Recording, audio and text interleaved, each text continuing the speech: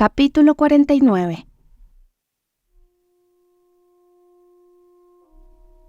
Por inexplicables que le parecieran a toda la familia las circunstancias de su liberación, lo cierto era que Edward era libre, y a todas les fue fácil predecir en qué ocuparía esa libertad.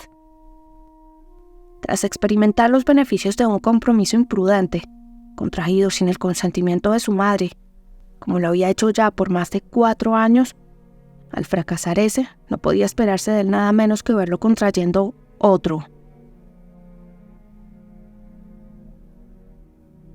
La diligencia que debía cumplir en Barton era, de hecho, bastante simple. Solo se trataba de pedirle a Elinor que se casara con él.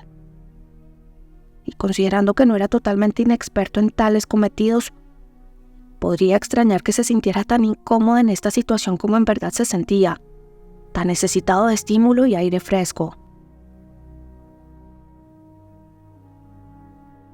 No es necesario, sin embargo, contar en detalle lo que tardó su caminata en llevarlo a tomar la decisión adecuada.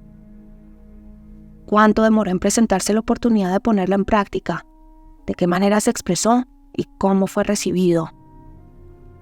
Lo único que importa decir es esto: que cuando todos se sentaron a la mesa a las 4, alrededor de 3 horas después de su llegada, había conseguido a su dama, había logrado el consentimiento de la madre y era el más feliz de los hombres.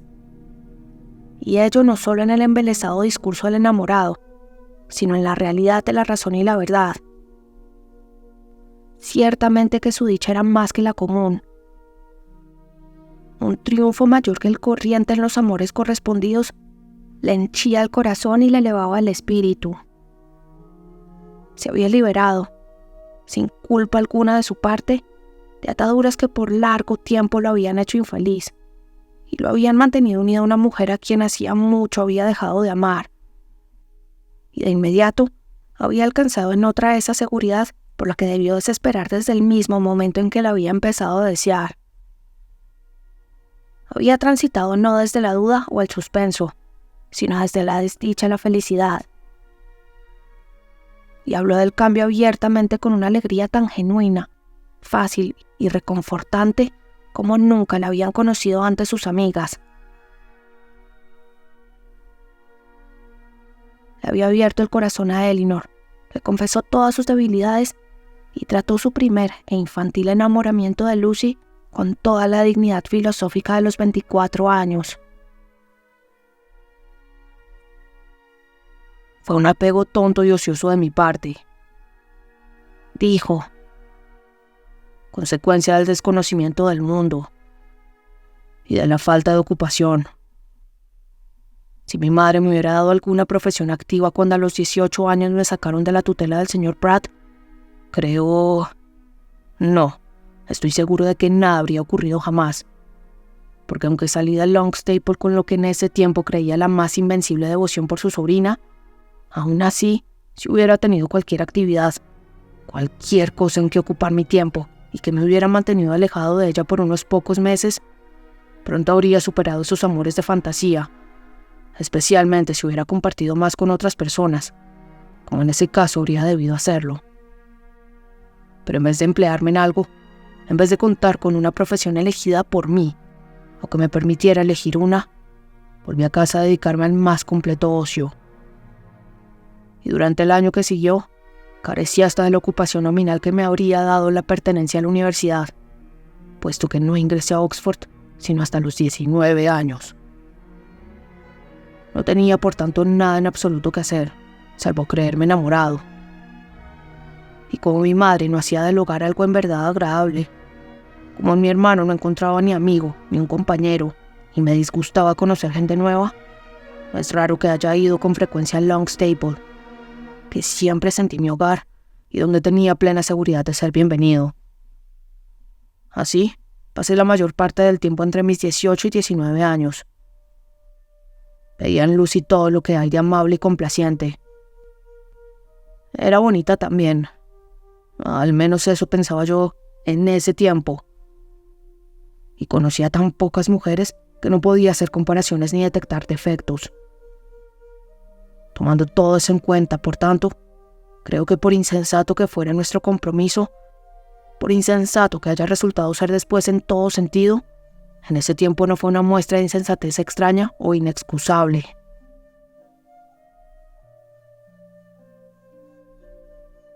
Era tan grande el cambio que unas pocas horas habían producido en el estado de ánimo y la felicidad de las Dashwood. Tan grande que no pudieron menos que esperar todas las satisfacciones de una noche en vela.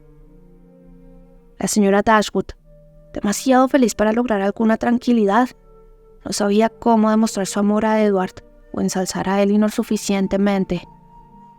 Cómo agradecer bastante su liberación sin vulnerar su delicadeza. Cómo ofrecerles oportunidades para conversar libremente entre ellos y al mismo tiempo disfrutar, como era su deseo, de la presencia y compañía de ambos. Marianne podía manifestar su felicidad únicamente a través de las lágrimas. Podía caer en comparaciones, en lamentos. Y su alegría, aunque tan sincera como el amor por su hermana, ni le levantaba el ánimo ni podía ponerse en palabras. Pero Elinor, ¿cómo describir sus sentimientos? Desde el momento en que supo que Lucy se había casado con otro, que Edward estaba libre, hasta el instante en que él justificó las esperanzas que tan de inmediato habían seguido, tuvo alternativamente todas las emociones, menos la calma. Pero cuando hubo pasado el segundo momento, cuando desaparecieron todas sus dudas, todas sus cuitas, cuando pudo comparar su situación con la del último tiempo, cuando lo vio honorablemente libre de su anterior compromiso, cuando vio que aprovechaba su libertad para dirigirse a ella y declararle un amor tan tierno, tan constante como ella siempre lo había supuesto, se sintió abrumada, dominada por su propia felicidad. Y a pesar de la afortunada tendencia de la mente humana a aceptar rápidamente cualquier cambio para mejor, se necesitaron varias horas para devolverle la serenidad a su ánimo o algún grado de tranquilidad a su corazón. Edward se quedaría ahora al menos una semana en la cabaña, pues más allá de cualquier otra obligación que debiera cumplir, era imposible dedicar menos de una semana a disfrutar de la compañía de Elinor, o que alcanzaran a decir en menos tiempo la mitad de lo que debían decirse sobre el pasado, el presente y el futuro. Pues aunque unas pocas horas pasadas en la difícil tarea de hablar incesantemente bastan para despachar más temas de los que pueden realmente tener en común dos criaturas racionales, con los enamorados es diferente. Entre ellos, nunca se da por terminada ninguna materia ni se da por comunicado algo, a no ser que se lo haya repetido 20 veces. El matrimonio de Lucy, la inagotable y explicable sorpresa que les había producido a todos, por supuesto, alimentó una de las primeras conversaciones de los enamorados. Y el particular conocimiento que Elinor tenía de cada una de las partes hizo que desde todos los puntos de vista le pareciera una de las circunstancias más extraordinarias e inconcebibles que hubiera llegado a sus oídos. ¿Cómo era que se habían juntado? ¿Y qué atractivo podía haber influido en Robert para llevarlo a casarse con una muchacha de cuya belleza ella misma lo había escuchado hablar sin ninguna admiración? Una muchacha que además estaba comprometida con su hermano, por quien ese hermano había sido marginado de su familia, era más de lo que podía comprender. Para su corazón era algo maravilloso, para su imaginación hasta ridículo, pero a su razón, a su juicio, le parecía un verdadero enigma. La única explicación que se le ocurría a Edward era que quizá, habiéndose encontrado primero por azar, la vanidad de una había sido tan bien trabajada por los halagos de la otra que eso había llevado poco a poco a todo lo demás. Elinor recordaba lo comentado por Robert en Harley Street respecto de cuánto podría haber logrado él de haber intervenido a tiempo en los asuntos de su hermano. Se lo contó a Edward. Eso es muy propio de Robert, fue su inmediato comentario. Y es lo que seguramente tenía en mente. agregó luego, al comienzo de su relación con Lucy. Y al comienzo quizá todo lo que también quería ella era lograr que interpusiera sus buenos oficios en mi favor. Después pueden haber surgido otros planes.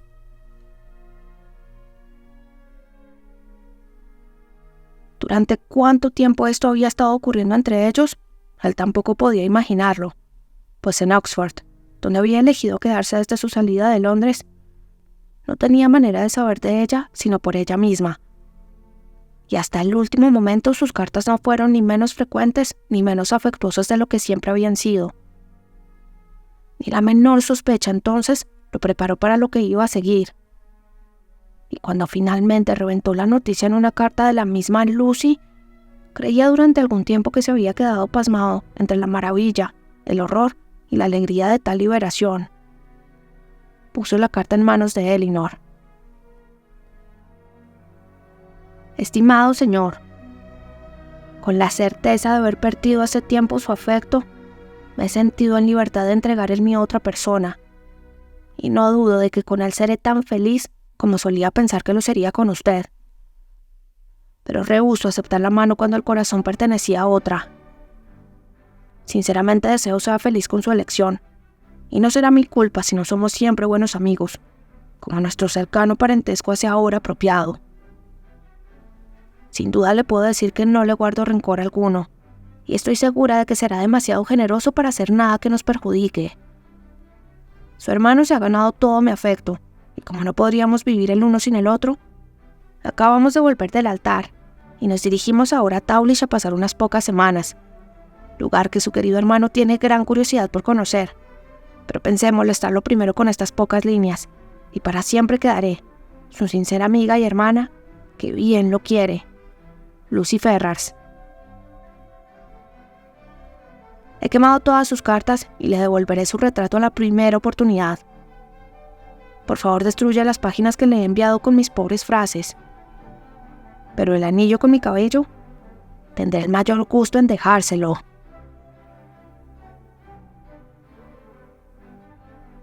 Elinor la leyó y la devolvió sin ningún comentario.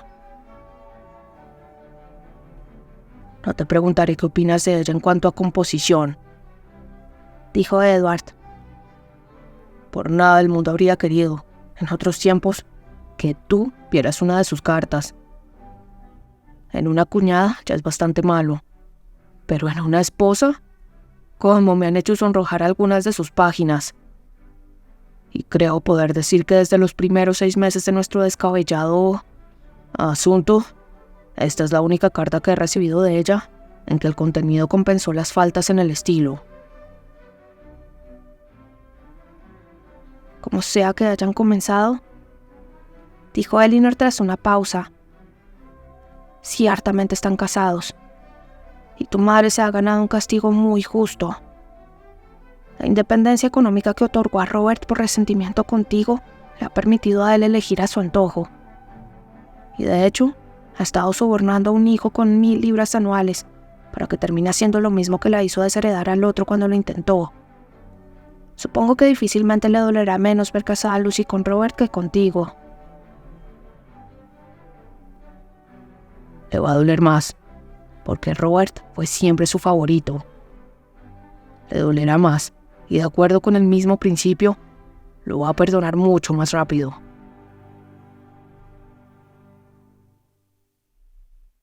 Edward no sabía en qué estaban las relaciones entre ellos en ese momento, pues no había hecho ningún intento por comunicarse con nadie de su familia. Había dejado Oxford a las 24 horas de haber recibido la carta de Lucy, y teniendo en mente como único objetivo encontrar el camino más rápido a Barton, no había tenido tiempo para trazar ningún plan de conducta en el que ese camino no estuviera íntimamente ligado. Nada podía hacer hasta estar seguro de cuál sería su destino con la señorita Dashwood. Y es de suponer que por su rapidez en hacer frente a ese destino, a pesar de los celos con que alguna vez había pensado en el coronel Brandon, a pesar de la modestia con que evaluaba sus propios merecimientos y de la gentileza con que hablaba de sus dudas, en última instancia no esperaba una recepción demasiado cruel. Sin embargo, tenía que decir que sí las había temido, y lo hizo con muy lindas palabras, Lo que podría decir sobre el tema un año después queda en la imaginación de maridos y esposas.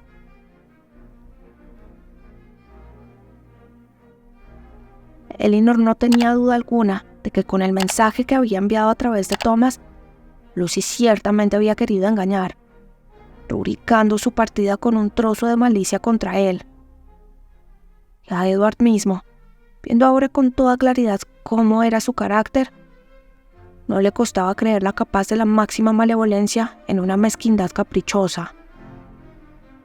Aunque hacía tiempo, incluso antes de su relación con Elinor, había comenzado a estar consciente de la ignorancia y falta de amplitud de algunas de sus opiniones, lo había atribuido a las carencias de su educación. Y hasta la recepción de su última carta, siempre la había creído una muchacha bien dispuesta y de buen corazón, y muy apegada a él. Nada, sino ese convencimiento, podría haberle impedido terminar un compromiso. Incluso mucho antes de que su descubrimiento lo hiciera objeto del enojo de su madre, habría sido para él una fuente continua de inquietud y arrepentimiento. Pensé que era mi deber, dijo, independientemente de mis sentimientos, darle la opción de continuar o no el compromiso cuando mi madre me repudió, y a todas luces quedé sin un amigo en el mundo que me tendiera una mano. En una situación como esa, donde parecía no haber nada que pudiera tentar la avaricia o la vanidad de criatura viviente alguna, ¿cómo podía yo suponer, cuando ella insistió tan intensa y apasionadamente en compartir mi destino, cualquiera este fuese, que sus motivos fueran distintos al afecto más desinteresado? E incluso ahora no logro entender qué la llevó, o qué ventaja imaginó que le reportaría encadenarse a un hombre, al cual no estimaba en absoluto, y cuya única posesión en el mundo eran 1000 libras. No podía haber previsto que el coronel Brandon me daría un beneficio. No, pero podía suponer que algo favorable podía ocurrirte, que con el tiempo tu propia familia podía ablandarse. Y en todo caso, no perdía nada al continuar con el compromiso, pues como lo dejó bien en claro, no se sentía obligada por él, ni en sus deseos, ni en sus acciones. En todo caso, se trataba de una relación respetable, y probablemente la hacía ganar en la consideración de sus amistades. Y si nada mejor se presentaba, era mejor para ella casarse contigo que quedarse soltera.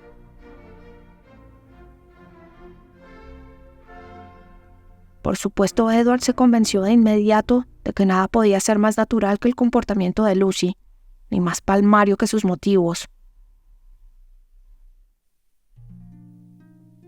Elinor le reprendió por haber pasado tanto tiempo con ellas en Norland, donde debía haber estado consciente de su propia veleidad, con la dureza que siempre ponen las damas al reprender la imprudencia que las halaga. Te comportaste muy mal, le dijo, pues para no decir nada de mis propias convicciones, con ello llevaste a nuestros amigos a imaginar y a esperar, algo que dada tu situación en ese momento no podía darse. Edward solo pudo presentar como excusa el desconocimiento de su propio corazón y una equivocada confianza en la fuerza de su compromiso. Fui tan tonto como para creer que dado que había empeñado mi palabra con otra persona, no había peligro en estar contigo, y que la conciencia de mi compromiso iba a resguardar mis sentimientos haciéndolos tan seguros y sagrados como mi honor. Te admiraba, pero me decía que era solo amistad. Y hasta que comencé a compararte con Lucy, no me di cuenta de hasta dónde había llegado. Después de todo, supongo que no fue correcto quedarme tanto en Sussex, y los argumentos con los que intentaba reconciliarme con la conveniencia de hacerlo no eran mejores que estos. Es a mí a quien pongo en peligro. No le hago daño a nadie sino a mí mismo. Elinor sonrió, meneando la cabeza. Edward se alegró al saber que esperaban la visita del coronel Brandon a la casa, pues no solo deseaba conocerlo mejor, sino convencerlo de que ya no resentía que le hubiera dado el beneficio de Delaford. pues con lo poco entusiastas agradecimientos que recibió de mi parte en esa ocasión. Dijo: «Puedes seguir creyendo que todavía no le perdono habérmelo ofrecido». Se asombraba ahora de no haber ido todavía a conocer el lugar. Pero era tan escaso el interés que había puesto en todo el asunto que todo lo que sabía de la casa, del jardín y las tierras beneficiales, de la extensión de la parroquia, las condiciones de la tierra y el importe de los diezmos, se lo debía a la misma Elinor, que había escuchado tantas veces al coronel Brandon y le había prestado tanta atención que ahora tenía completo dominio sobre el tema. Después de todo esto, tan solo quedaba una cosa no aclarada entre ellos, una dificultad por vencer. Los unía su mutuo afecto y tenían la más cálida aprobación de sus verdaderos amigos. El conocimiento íntimo que tenían el uno del otro era una base segura para su felicidad. Y solo les faltaba con qué vivir. Edward tenía 2,000 libras y Elinor 1,000, y sumado a ello el beneficio de Delaford, era todo lo que podían considerar como propio. Pues a la señora Dashwood le era imposible adelantarles nada, y ninguno de los dos estaba tan enamorado como para pensar que 350 libras al año bastarían para proveerlos de todas las comodidades de la vida.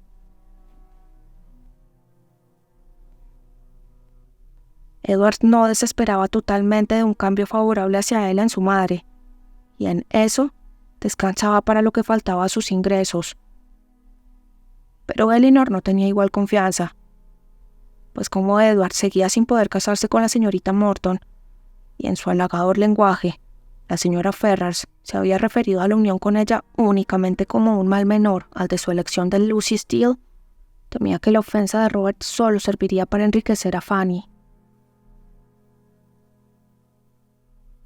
4 días después de la llegada de Edward, apareció el coronel Brandon, con lo que se completó la satisfacción de la señora Dashwood y pudo tener el honor, por primera vez desde que vivía en Barton, de tener más compañía de la que su casa podía acoger.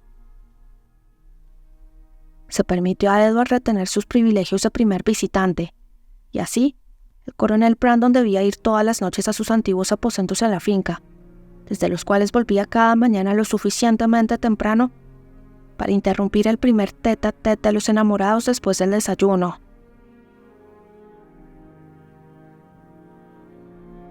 Después de 3 semanas de permanencia en Delaford, donde al menos al atardecer poco tenía que hacer excepto calcular la desproporción entre 36 y 16, el coronel Brandon llegó a Barton en un estado de ánimo tan decaído que para alegrarse requirió toda la mejoría en la apariencia de Marianne, toda la afabilidad de su recepción y todo el estímulo de las palabras de su madre.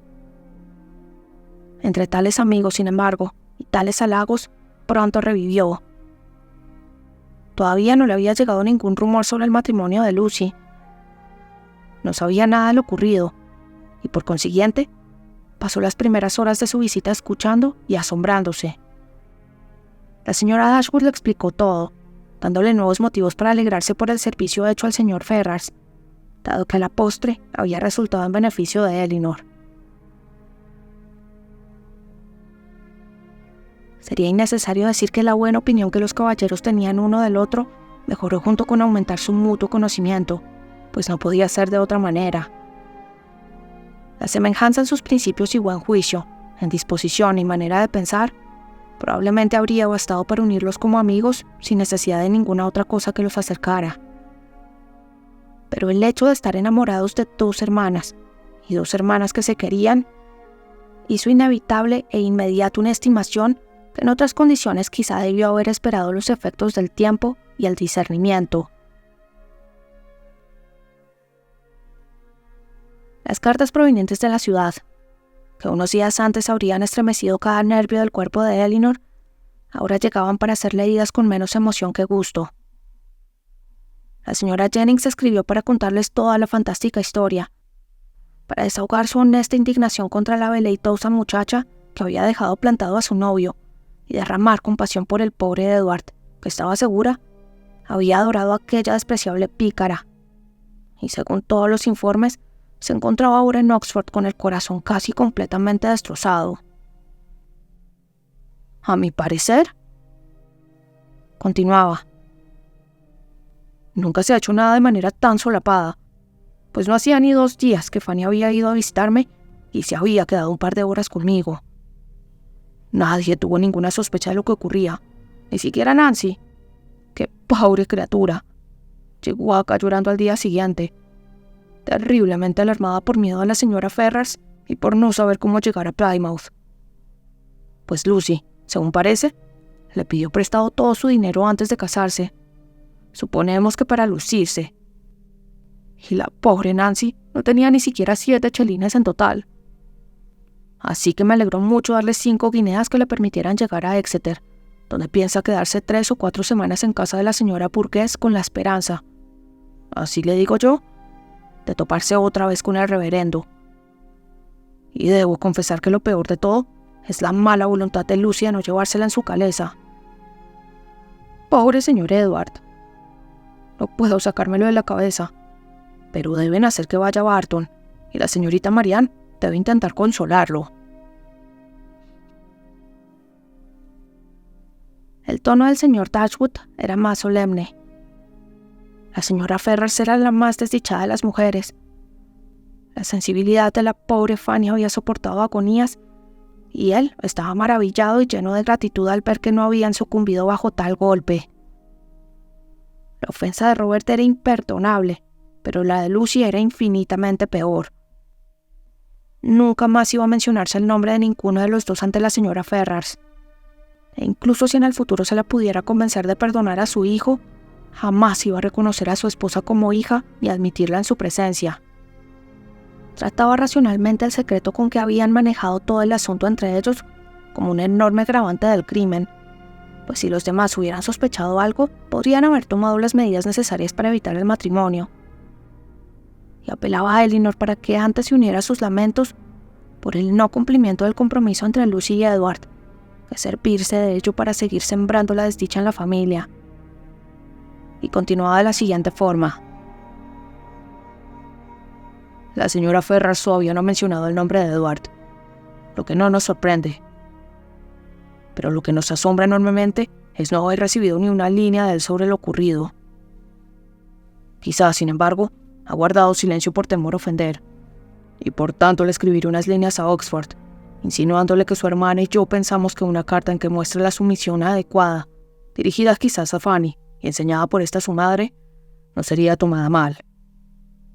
Pues todos conocemos la ternura del corazón de la señora Ferrars, y que nada desea más que estar en buenos términos con sus hijos. Este párrafo tenía cierta importancia para los planes y el proceder de Edward. Lo decidió a intentar una reconciliación, aunque no exactamente de la manera en que sugerían su cuñado y su hermana. La sumisión adecuada, repitió.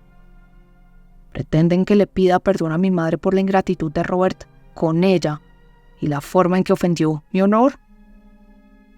No puedo mostrar ninguna sumisión. Lo ocurrido no me ha hecho más humilde ni más arrepentido. Me ha hecho muy feliz, pero eso no les interesa. No sé de ningún gesto de sumisión que yo deba realizar.